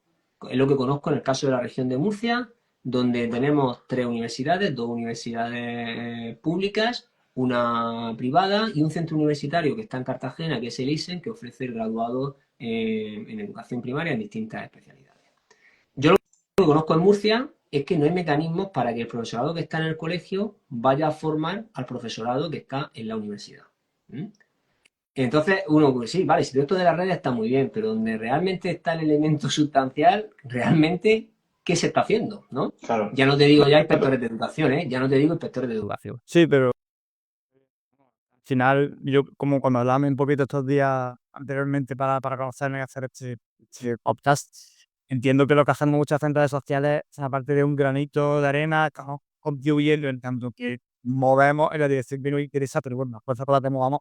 Pero sí que es verdad que, bueno, esto ya entraría, sería un debate muy largo de dar y que a mí me interesa mucho. En la medida en que seamos capaces como comunidad educativa de generar una presión que sea un clamor, que sea una conversación que influya en el debate público, después las leyes educativas hacen de nada. Es decir, si hay una comunidad educativa y cuando estudia a los historiadores de la educación, sobre todo la historia contemporánea, ellos hablan de que cuando se han introducido los avances más importantes en legislación que no han comparado a elementos más vaya nuevo modelo, más vanguardia de otros países, son cuando la comunidad educativa estaba pujante, hacía una presión. La comunidad educativa y los legisladores ya no tenían que ponerse de acuerdo en el plano partidista, ¿no? De tú que quieres la bancada derecha, la bancada izquierda. Oye, yo si haces esto me molesto, vale, pues no hago esto, si no te molesta, yo no te molesto, venga, pum.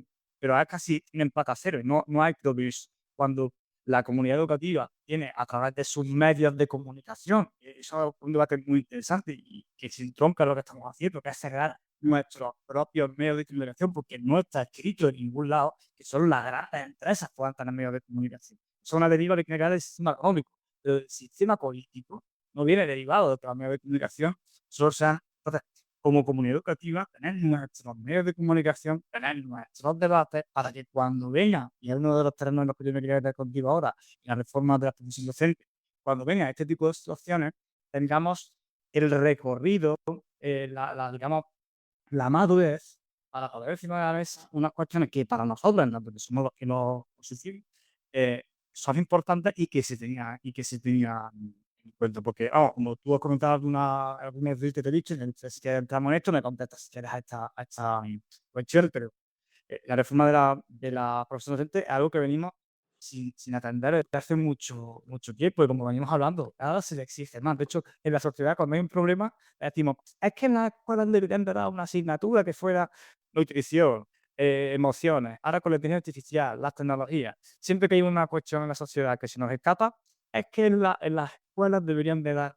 Entonces, todo esto, si encima equiparación salarial, ¿no? Que me han preguntado por aquí en Instagram, oye, cuando hablas con Fran, el tema de la equiparación salarial entre primaria y secundaria, son muchos elementos que debemos que hablar de ellos, ¿no? Tenemos que sacarlo a la mesa.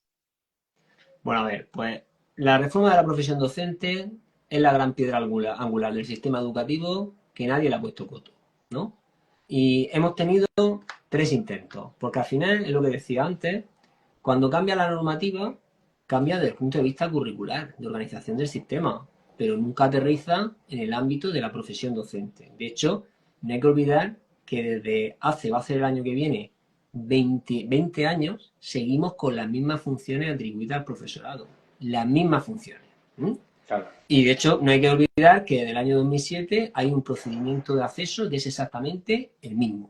Por no decir que hay unos títulos de unos temas no desarrollados desde el año 93 que no contemplan la palabra Internet en ningún sitio. Sobre todo hablo del temario de informática, ¿no?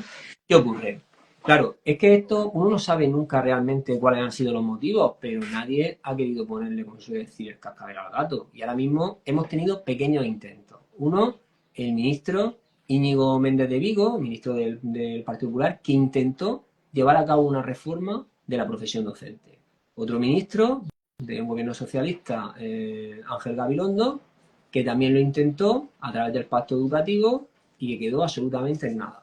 Y ahora tenemos una ministra que ya en el año 2022 lanzó unas propuestas, acabó aquella legislatura, estamos en una legislatura pues, bastante inestable. Ahora, según manifestó en su comparecencia que tuvo en la Comisión de Educación del Senado para presentar su plan normativo de la legislatura, que iba a ser la legislatura del profesorado, tenemos a un actual secretario de Estado de Educación que cuando tomó cargo le hicieron una entrevista en el diario El País sobre este tema, y nada más que tenemos declaraciones, pero no cosas tangibles. Es verdad que ahora mismo sí que tenemos pues, unos grupos de trabajo constituidos en el ámbito del Ministerio de Educación, que no dejan de ser más que grupos de trabajo. Es verdad que tenemos en la estructura del Ministerio de Educación una unidad administrativa que se encarga de las competencias profesionales docentes, pero en cosas tangibles no se traduce. Y entonces, ¿hace falta una regulación de la profesión docente? Sí. Por ejemplo, nosotros, los docentes, nada más que estamos amparados con el Estatuto Básico del Empleado Público. Pero claro, eso es para toda la administración. Pero es que el puesto docente tiene unas singularidades muy especiales. Como un ejemplo, una maestra, un maestro de educación infantil que no pueda tener reconocida como una enfermedad profesional la lumbalgia. Cuando lo que te pasa gran parte en un patio de educación infantil es estar agachado, atendiendo, bueno, los críos suelen llevar zapatillas de velcro, pero estás agachado por la propia postura que tienes cuando vas a interactuar con un crío y vas a darle algún tipo de retroalimentación. Son más bajitas. Esas cosas no se reconocen. Entonces, si el punto de base es tener un estatuto básico de profesorado docente, a partir de ahí se puede correr mucho, ¿no? ¿Y qué ocurre con esto? Pues encontramos con lo que el tema que dice, que te han preguntado de la equiparación salarial entre el cuerpo de maestros, el cuerpo de profesores de enseñanza secundaria. De esto también saqué algo por ahí también en Instagram, porque de vez en cuando introduzco cuestiones de debate, ¿no? Para que la gente pueda opinar y ese tipo de cosas. Y claro, aquí esto es muy curioso, ¿no? Resulta que no hay diferenciación de funciones docentes pertenezca a un cuerpo u otro. Las funciones son las mismas, que vienen recogidas en el artículo 21 de la LOE y son las mismas para todos. Luego hay singularidades de que normativa autonómica dice, oye, que el profesorado técnico de servicio a la comunidad se encarga de esto, la orientadora educativa de no sé qué, pero las funciones son iguales para todos. Resulta que la organización de los grupos funcionariales los tenemos en A, B, y dentro de la A tenemos a los titulados universitarios, donde hay una equiparación ya del título de grado de educación es similar a cualquier otro tipo de egresado que va a acceder al cuerpo de secundaria. Y resulta que lo seguimos manteniendo en un subgrupo inferior, que es el A2, ¿no? Claro, aparentemente uno dice, bueno, pues esto no tiene ninguna repercusión. Pues sí que la tiene. Y la tiene sobre todo el día de mañana, cuando te vas a jubilar, en donde tu pensión que vas a recibir va a ser inferior por haber sido de la A2 a la 1. Ahora, ¿quiere decir esto que un profesor de secundaria y un maestro tiene que cobrar lo mismo? En mi opinión, pienso que no. Tiene que estar equiparado esto a efectos de la pensión de jubilación, porque luego hay un tope. ¿Pero por qué? Porque no nos engañemos. Mejorar en la profesión docente, hacer carrera profesional, tiene que ir acompañado con un incentivo retributivo, ¿no? Y es verdad que para el profesorado de secundaria el nivel de ingreso y de acceso es mayor, el nivel de conocimientos que se le piden, las situaciones a las que deba de atender, y sobre todo en las que debe atender, las consecuencias jurídicas que se derivan de su toma de decisiones son diferentes. No es lo mismo tomar una decisión que pueda llevar a cabo en un bachillerato que le va a condicionar la vida de un alumno, que con todo el respeto que puedas tomar en un sexto de educación primaria. Entonces, y por esa parte que te digo de que si no hay incentivos no hay carrera profesional. Pero que haya una equiparación a nivel de grupo, sí. Porque lo que no es de derecho, bajo mi punto de vista, es que un maestro, una maestra que ha estado trabajando en educación infantil 35 años, vaya a jubilarse y por pertenecer al subgrupo A2, que desempeña las mismas funciones que establece la norma, va a tener una pensión de jubilación inferior a uno que ha estado en el grupo A1. No, porque no hay funciones diferenciadas, ¿no? Entonces, esa es la clave. ¿Se va a poner esto en marcha? Pues yo cada vez soy más pesimista. ¿Por qué? Porque al final estas decisiones son decisiones de calado. Y son decisiones que suelen generar confrontación social. No nos engañamos, a nadie le gusta este tipo de cosas y generan confrontación social porque siempre habrá cada uno que lo vea desde su propia óptica. Yo soy de los que coinciden que estas decisiones o se toman en la primera mitad de la legislatura o luego conforme se acercan las elecciones es más difícil tomarlas, ¿no? Me consta, todos sabemos público, que los sindicatos están participando de esos grupos de trabajo, pero claro, si no hay un horizonte temporal definido, pues es complicado. Y la profesión docente, claro que requiere una modificación, pero requiere una modificación también esa formación inicial. Porque, a ver, tú ahora mismo has dicho, ¿no? Claro, yo no hablo del acceso, hablo de la formación inicial antes que vaya a acceder. Es decir, tú ahora mismo estás haciendo las prácticas, me has comentado, ¿no? Sí. ¿Cuánto tiempo duran tus prácticas? Bueno, el primer practicum son tres periodos de práctica, desde el segundo año se hacen prácticas. Y creo que es, si no recuerdo mal, un mes, y después ya el segundo año, o sea, el segundo practicum sería mes y medio, 2 meses ya vamos, y ya el tercero otros 2 meses. O sea que en total puedes hacer casi unos 5 meses. Casi unos 5 meses. Además, puede ser que sea en el mismo centro o no sea en el mismo centro, ¿verdad? Eso no, sí, exactamente. Puede ser eso no lo de sabes. segundo origen. Con lo cual, cuando llegas, puedes tener un tutor o puedes tener otro. Puedes tener un tutor, como que yo aprendí mucho, ¿eh? Mi primer tutor que yo tuve de práctica en magisterio, lo que hice la primera semana fue ordenarle el almacén del material de educación física. Y aprendí mucho, siempre lo cuento, porque era un colegio de Murcia con cierta dificultad. En ese momento los primeros chinos que habían en Murcia iban a ese centro, que no había entonces los chinos que hay ahora los típicos comercios de chinos, ¿no? Sino eran los de restaurantes chinos, y recuerdo que llegó una niña china que la puso al de práctica de mí a ordenar el material. Y aprendí a ordenar los conos. Yo estaba ordenando los conos en la alleja de un mueble, pues cómo ponía los conos, pues uno encima de otro hasta lo que me diera. Y la china que no entendía español, ponía uno, ponía otro invertido, ponía tal, y me enseñó cómo organizan el espacio ya con unas condiciones innatas. O sea, Entonces, aprendiste ya más claro, del alumnado que... ¿qué ocurre? Cuando tú estás haciendo ahora un practicum, pues va a depender también del profesional que tenga, que te deje dar clase o no, que estés solamente recibiendo anotaciones. Y lo más importante, que te deje evaluar, que eso es lo realmente difícil de la profesión docente, ¿no? Claro, el sistema para mí hay que cambiarlo, pero claro, eso supone un gasto, supone una inversión, ¿no? Claro. Para mí, creo que hay una práctica que todavía sería, bueno, me estoy metiendo estoy dando mi opinión, ¿vale? Pero esto Sí, lleva por es un lo que cronómetro, quiero.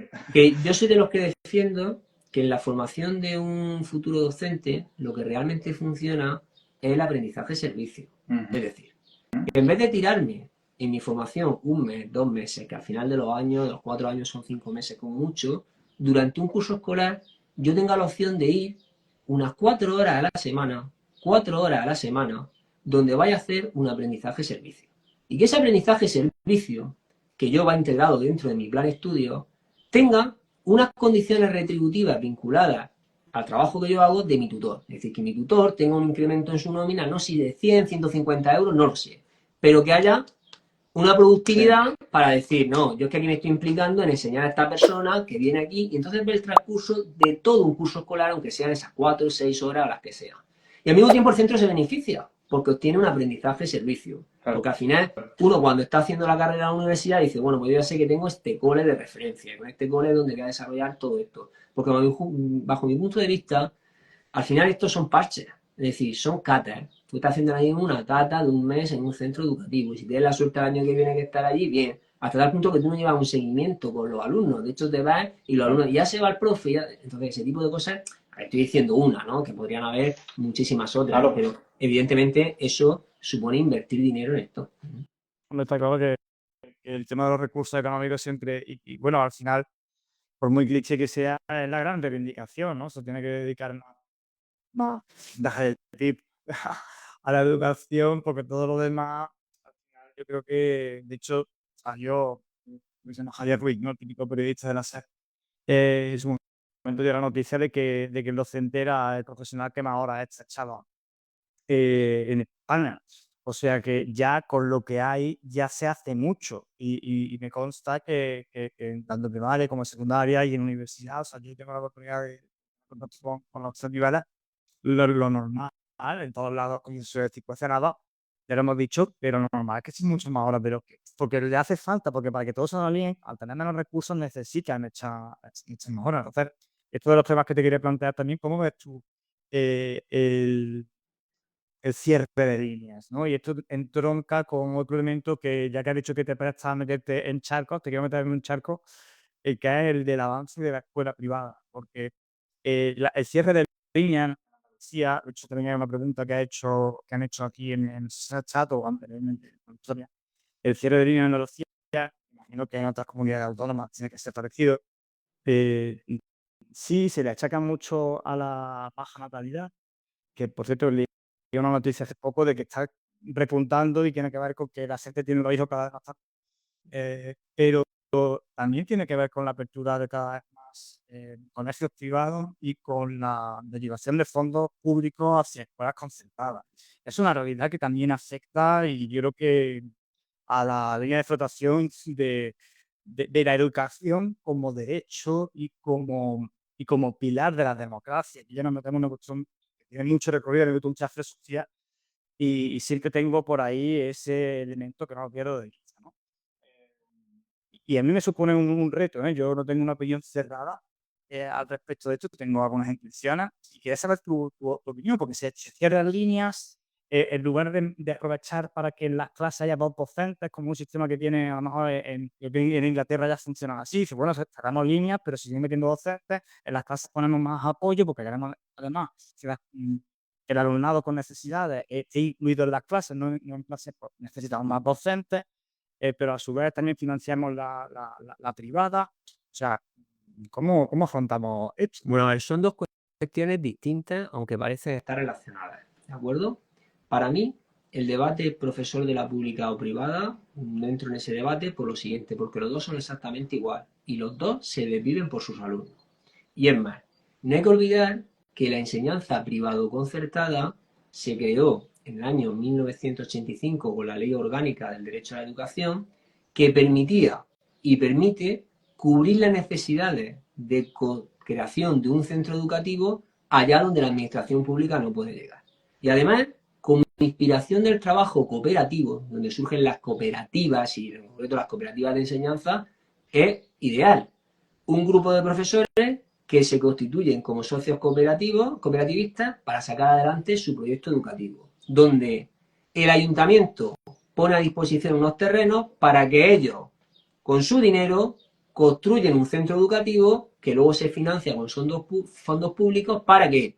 Para llegar donde la administración pública no puede llegar, en comprar un terreno, construir un centro educativo, en mantener ese centro educativo, todo este tipo de cosas, aunque los conciertos los reciben. Entonces, cuando eso aparece en el 85 y se pone en marcha, permitió lo que en el 85 se trataba, de que la escuela, la educación llegara a todos los sitios, ¿no? Y entonces, no tenemos que olvidar de dónde venimos. El problema es cuando en el libre mercado eso se desvirtúa. Y entonces, fondos de inversión pueden abrir centros privados. Ya no estamos hablando de trabajadores que se unen para en cooperativa poner en marcha su empresa, como pueden ser las cooperativas de aceite en tu zona que puede haber, que se ponen en marcha para sacar. Yo estoy en una cooperativa de enseñanza, o sea, con el colegio donde estoy este año y el anterior, pero yo soy repetido, claro. Me gustó y quería también es una cooperativa y es verdad que me afecta muy positivo. Y entonces, ¿qué pasa? Mi experiencia con las cooperativas, en este sentido, es que además el profesorado muy implicado. Y siempre está como la cosa de decir, claro, pero yo no he pasado por una oposición y entonces como que soy el chico pequeño de la enseñanza. Está el profesor de la pública y está el profesor de la privada concertada. El problema no es ese, el problema es cuando entran fondos de inversión que nadie conoce y entran directamente en donde realmente se mueve el negocio. Y no nos engañemos, el negocio no está en la educación infantil, en la primaria, en la ESO y en bachillerato, el negocio está en la formación. Bueno, está en las universidades. Estamos viendo también el auge. Que sí, bueno, ahora está con todo el tema porque ahora mismo está en tal, pero hablo sobre todo del ámbito nuestro nosotros, que es la enseñanza no universitaria. Y es ahí realmente donde hay que poner el foco. Sobre todo hay que poner el foco de ¿qué? Que las exigencias que se le piden a estos centros sean unas exigencias que tengan unos estándares de calidad. A día de hoy, en la enseñanza no universitaria eso existe, porque las inspecciones de educación entramos de verdad, y entramos porque están vinculados siempre un centro de enseñanza no universitaria a una autorización administrativa en donde en un momento dado un inspector puede proponer la revocación porque la enseñanza que da no es de calidad. Entonces, eso existe. Ahora, otra cosa es en la enseñanza privada, que tiene una autorización y que a lo mejor las condiciones laborales del profesorado no deberían de ser todas las que corresponden. Por lo tanto, esa parte quiero centrarla ahí.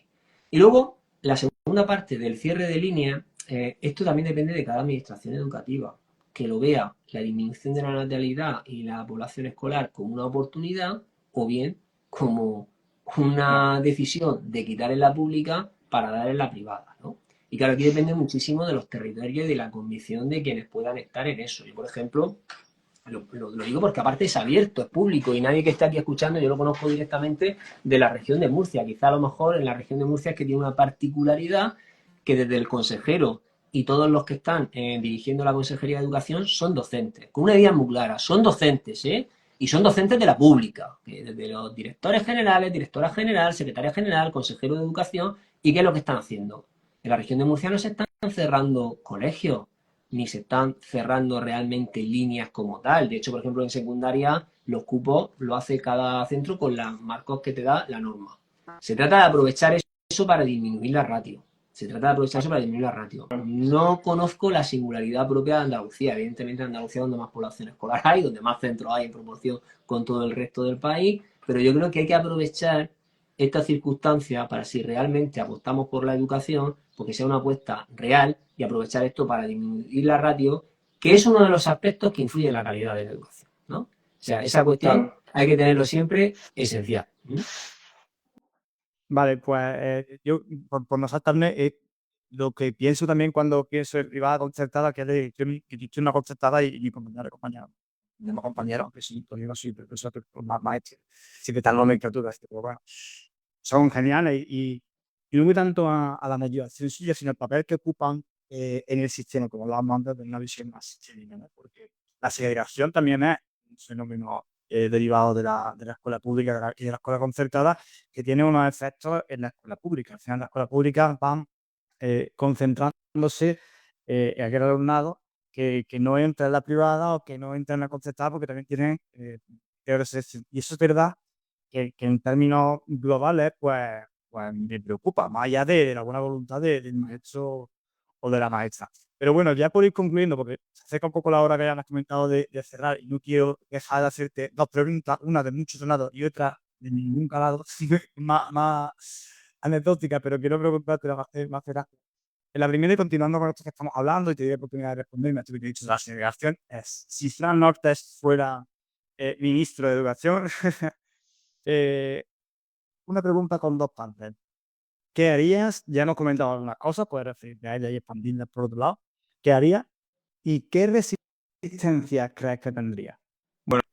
A ver, si fuese ministro de Educación, lo primero que tener claro es que las competencias educativas que tengo son muy limitadas, porque están transferidas A a la las comunidad comunidades también. autónomas, con lo cual la capacidad que tendría solamente de establecer una ordenación del sistema educativo con unos principios básicos. Ni tendría capacidad de crear escuelas, bueno, dentro de lo que es el ámbito de gestión del territorio del Ministerio de Educación, ni nada de esto. Y eso parte porque realmente haya un pacto político por la educación. Fíjate que no te lo estoy diciendo social. Es necesario que haya un pacto político por la educación que parta de un principio, de evaluar la última ley que se haya aplicado, qué resultado ha tenido, porque aquí se han cambiado leyes sin que exista una evaluación, y centrar unos mínimos. Yo verdaderamente, mira, en este país yo creo, mira, que al final la derecha y la izquierda, cuando esto lo focalizo expresamente en el Partido Popular y en el Partido Socialista Obrero Español, hay unos principios que se comparten. Lo que pasa es que estamos metidos en todo este tema de la confrontación y tal y cual, y yo creo que en educación hay unos principios que debemos tener claros, impepinables para decir, no, estos son los principios que hay, ¿no? Entonces, yo abogaría por eso. Primero, partir de una evaluación de qué ha funcionado lo anteriormente e intentar promover un pacto político, porque como ministro de Educación no tienes más capacidad que esa. Y a partir de ahí, convencer en el Consejo de Ministros a quien tiene las competencias principales de elaborar los presupuestos generales del Estado, de establecer un plan cuatrienal para asumir un incremento de la inversión en educación. Porque si no lo hacemos así, podemos estar dándole vuelta a todo esto. Al final todo esto cuesta dinero, supone inversión. Y sin inversión no hacemos nada. Es decir, nosotros mismos, si yo en casa quiero hacer una reforma y digo, no me da con lo que gano para hacer esa reforma, pues tengo que diseñar un plan de decir, voy a guardar todos los meses esta cantidad porque al final quiero, pues no sé qué, poner un aparato de aire acondicionado o lo que corresponda. Esa visión estratégica del medio-largo plazo es la que intentaría abogar, sabiendo que es tremendamente difícil, ¿no? Sabiendo que es tremendamente difícil por esta situación de confrontación en la cual nos encontramos, ¿vale? Y lo siguiente me has preguntado que era, Sí, la resistencia, o sea, que porque ya te digo, yo no he tenido el tiempo donde me gustaría para leer suficientemente a algunos autores, historiadores de la educación, me estoy muy atractivo. Quiero meterme ahí horas y horas en esta historia de educación moderna, contemporánea, pero siempre hablaban de eso, de la resistencia que se han encontrado, y tú también la has planteado en algún momento, los que lo han intentado, porque tú lo has dicho, la resistencia fundamentalmente son de carácter ideológico. Y hoy en día, con una confrontación pública que tenemos, donde estamos en esta confrontación, que si uno dice A, otro dice B, pero no existe el A más B, es totalmente imposible, de cualquier ámbito que queramos proponer. ¿Por qué? Mira, a mí me gusta mucho seguir los diarios de sesiones de las Cortes Generales, porque ahí ves los discursos políticos en qué consisten, ¿no? Y yo recuerdo cuando el debate del artículo 27 de la Constitución Española, que es el que garantiza el derecho a la educación, fue tú vas al diario de sesiones de entonces y fue un debate de calado. O sea, hay un debate de calado cuando en nuestro país se considera que la educación es un derecho universal, por el simple hecho que en el artículo 27, apartado 1, dice, todos tienen el derecho a la educación. Eso garantiza que en nuestro país, venga quien venga, sea de la nacionalidad que venga, tiene garantizada una plaza escolar si está en edad de escolarización obligatoria. Porque en aquel momento, si hubieran dicho todos los españoles tienen derecho a la educación, cuando nos viene un alumno inmigrante, bueno, nosotros vivimos en zonas en donde la inmigración tiene una presión importante, una de las Canarias, que no tenga la garantía de tener un puesto escolar, eso va a repercutir negativamente, ¿no? Entonces, esa cuestión para mí es esencial. La principal reticencia viene ahí, del ámbito político y de todo lo mediatizado que está hoy en día, que vamos a golpe de tuit, a golpe del trocito Claro. que sale. No de la sociedad. Yo tengo claro que el profesorado, claro que aboga por un pacto. Si es que lo están demandando, si es que ahora mismo, si es que aquí cambiamos de ley educativa, permíteme la expresión, cada 10 minutos. Sí, sí. Es verdad que y también yo, otro de los caballos de batalla, el poder hablar de política, por eso celebro nada más que tú te metas en charcos, porque yo, el caballo de batalla mío es que podamos hablar de política con tranquilidad, con sosiego, para que eso se vaya extendiendo y vayamos combatiendo ese virus que parece que no... No, pero mira, es difícil. Mira, tengo ahora mismo un artículo empezado leyendo que habla de cómo la polarización política está afectando a las relaciones de pareja. Claro. Ahora no he terminado de leer, pero hasta este Sí, sí, punto, ¿eh? O sea, es brutal. El tema es que no estamos consiguiendo que la conversación pública, que es fundamental en la democracia, para que cuando tengamos que votar, pues estemos informados y para que al final la representación, que no olvidemos que la representación, cuando dibujamos, estamos representando lo que existe, ¿no? Pero después está lo que existe. Y la representación parlamentaria es una cosa que también nosotros tenemos que vivir la democracia, y eso significa hablar, negociar y entendernos con el diferente. Y eso tú lo has planteado, en el día a día lo conseguimos hacer mucho más de lo que parece. Si nosotros estamos trabajando cotidianamente con personas que piensan distinto a nosotros y nos ponemos de acuerdo. Pero esto tiene que ver con, pues tú has dicho, con los mediatizados, con el lenguaje de las redes sociales, de que si no llega una barbaridad muy grande, después no me sacan las noticias y parece que se contamina y al final pues llega a toda la sociedad y también a la educación donde no puedes decir nada sin que haya otro que diga exactamente lo contrario. Y yo digo a compañeros con los que estoy muy de acuerdo cuando charlamos de opciones pedagógicas, digo, oye, al contrario, esto que ha dicho me parece interesante. No, solo porque es el contrario.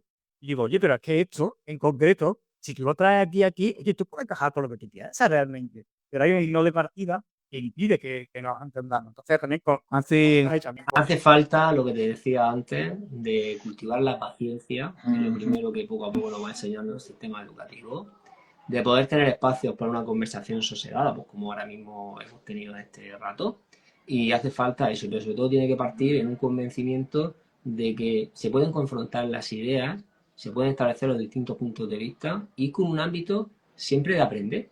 Claro. Yo lo digo en mi profesión, yo tengo una suerte y un privilegio en mi profesión, que al poder tener una visión más ampliada y conocer lo que se hace en distintos centros, aprendo un montón. O sea, me da un conocimiento brutal. Claro. Y ese conocimiento, de alguna manera, trato de poder llevarlo a otros sitios, ¿no? Y poder explicar, pues mira, esto aquí ha funcionado, esto aquí tal, porque lo que tengo claro es que en educación las recetas no existen, eso lo aprendí hace muchísimo tiempo, las recetas no existen, cada uno tiene una realidad y con esa realidad tiene que bregar. Y afortunadamente tenemos un profesorado vocacional, ¿eh? Que evidentemente siempre habrá gente que sea menos vocacional, pues sí, pues también. Que pretender que todo el mundo sea vocacional, pues no, evidentemente en un colectivo tan amplio como este no hay. Pero tenemos hechos. Y yo siempre pongo en valor un hecho, que fue el que vivimos ahora hace 5 años, cuando el confinamiento, en donde nos fuimos a casa sin experiencia a nivel de redes prácticamente de mantenimiento tal, y el profesorado de la nada fue capaz de sostener un sistema educativo donde no ha tenido repercusión en el rendimiento del alumnado. Que alumnos que en esos momentos estaban cursando segundo de bachillerato pudieron hacer la prueba de acceso a la universidad y hoy ya son titulados universitarios muchos de ellos. Entonces, esa es una realidad y no siempre se pone todo el valor que debería. Con lo cual, contamos con la mejor materia prima, insisto, la mejor materia prima de manera mayoritaria. No nada más que tiene que repasar las memorias de las inspecciones de educación sobre los expedientes disciplinarios que se incoan, que son residuales. Son residuales. Claro que se incoan hay algunos que son duros y tal, evidentemente, porque somos un colectivo muy grande, pero eso es algo insignificante para la cantidad de gente que se esfuerza en sacar lo mejor de sí misma, con los recursos que tiene, y poder hacer lo mejor que puede con su formación y sacar adelante pues, a esos chiquillos y esas chiquillas que tiene delante. Pues sí, nos quedamos con esa reflexión en torno a a estas cuestiones tan globales que afectan un poco a la totalidad del sistema. Y ahora una cuestión que te decía un poco más de chascarrillo, pero a mí me hace gracia y creo que también no es para ti. Estamos en el momento de la inteligencia artificial, de la tecnología, y estamos en un momento de hiperburocratización. ¿Tú como inspector crees que estamos en condiciones en un corto o medio plazo de poner a la IA a funcionar para que nos quite todo ese trabajo burocrático?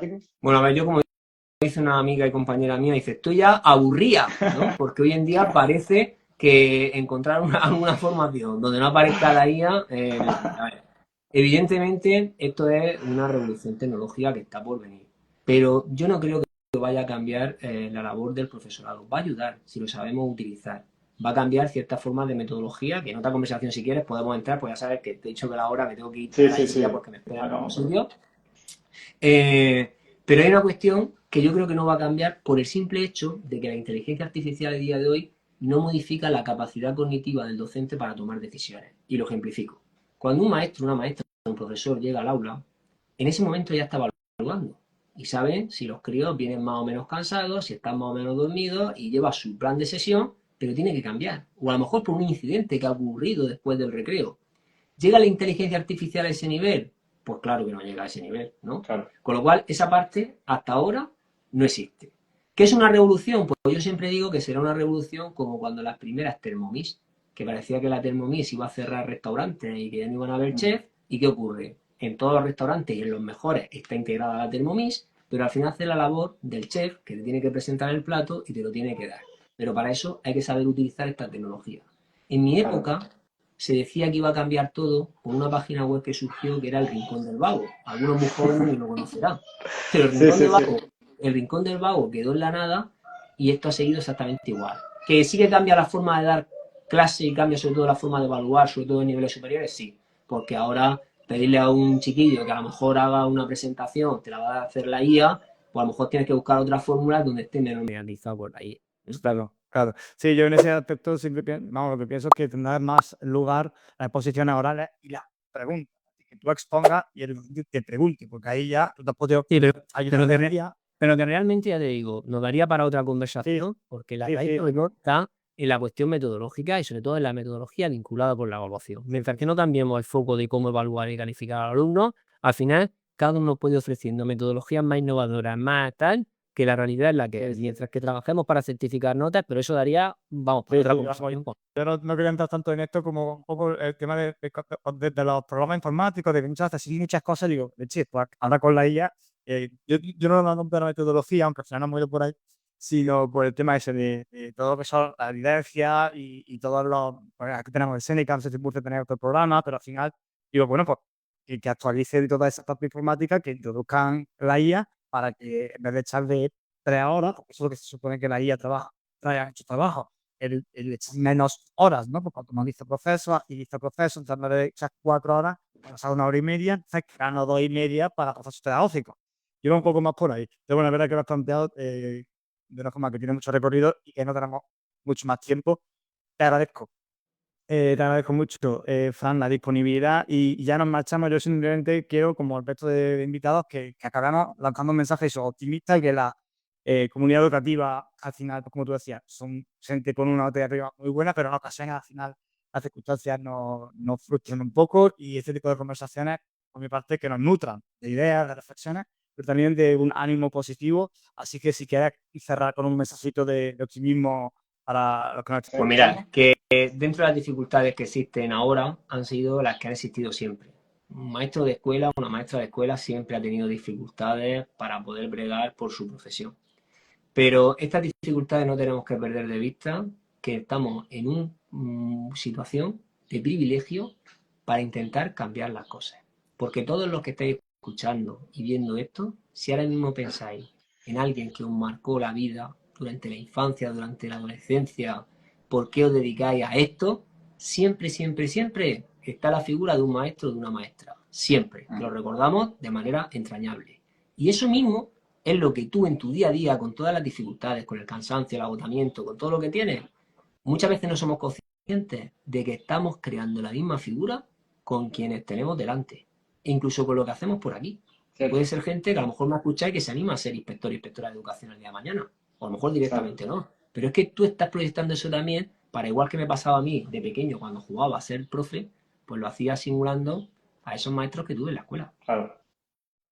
Pues estupendo, Fran, nos quedamos con ese mensaje y con esa tarea tan potente que tenemos dentro de la aula y para con nuestro alumnado. Quiero agradecer la disponibilidad, igual tenemos oportunidad en el futuro de charlar de otras cosas. Ha sido un placer y muchas gracias a todo el mundo que nos ha acompañado en la charla, que ha sido unos poquitos ahí en directo. Bueno, pues sabéis que lo vamos a colgar en Spotify y muchas gracias. Pues nada, el placer es mío. Muchas gracias a todos y a todas. Y a ti. Hasta luego. Chao, Fran.